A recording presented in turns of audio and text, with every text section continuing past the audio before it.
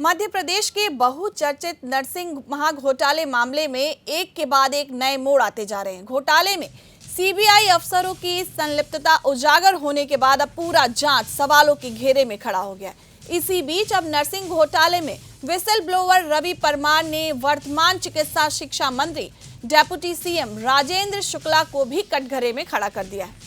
परमार ने बताया कि अगस्त 2023 में फर्जी फैकल्टी में दोषी पाए जाने पर 19 नर्सिंग कॉलेजों की मान्यता निरस्त की गई थी।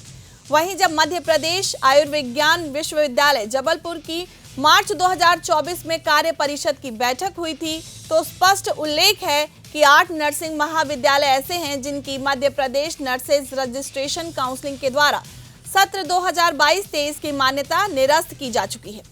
परमार के मुताबिक उक्त महाविद्यालय के द्वारा ये भी सूचित किया गया था कि सत्र 2022 और 23 की आपको बता दें कि एमपी पैरामेडिकल से मान्यता अभी लंबित, मतलब सिर्फ एक शपथ पत्र के आधार पर जिस कॉलेज के पास 3 साल से प्रिंसिपल और फैकल्टी नहीं था उनको संबद्धता दी गई थी। और परमार के मुताबिक ये सिर्फ कुछ उदाहरण है, ऐसे कई फर्जी नर्सिंग और पैरामेडिकल कॉलेजों को विश्वविद्यालय के द्वारा संबद्धता जारी की गई है। मध्य प्रदेश में जिस तरह से नर्सिंग घोटाला हुआ वो आप सबको पता है कि किस बड़े स्तर पर नर्सिंग घोटाला हुआ। ये व्यापम से भी बड़ा घोटाला है। और जिस तरह हमारे कांग्रेस के विधायकों ने विधानसभा में जिस तरह इस मुद्दे को उठाया, लेकिन सरकार पूरी तरह से जवाब देने से बचती रही। वहीं देखा जा रहा है जब छात्रों द्वारा सड़क पर प्रदर्शन किए जाते हैं तो उसमें भी सरकार की कोई जवाबदेही नहीं है। सरकार कोई जवाब नहीं दे रही छात्रों को भविष्य को लेकर।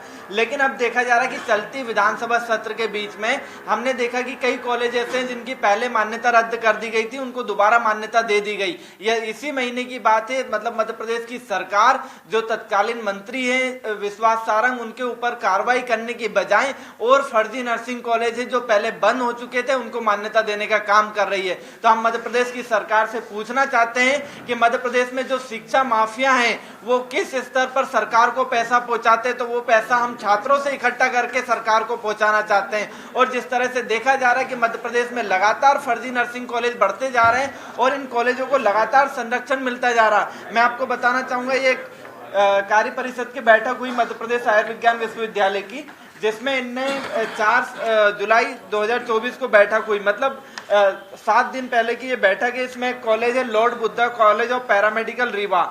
इस कॉलेज को 8 जनवरी 2024 को अमान्य कर दिया था क्योंकि इसके पास प्रिंसिपल नहीं था, इसके पास फैकल्टी नहीं थी। लेकिन वहीं जो बैठक होती है 4 जुलाई 2024 को, उसमें इसको मान्य कर दिया जाता है क्योंकि इसने प्रिंसिपल भी रख लिया था और फैकल्टी भी रख ली थी। अब इसके पास 3 साल से ना फैकल्टी थी ना प्रिंसिपल था, उसके बावजूद ये बच्चों को क्या पढ़ा रहे थे, क्या सिखा रहे थे। अगर आप मुझे एक चीज बताइए कि 3 साल तक जिन बच्चों को कुछ नहीं पढ़ाया और 15 दिन में फैकल्टी रख के अगर मान्यता ले लेंगे ऐसे कॉलेज, तो फिर छात्रों का क्या होगा।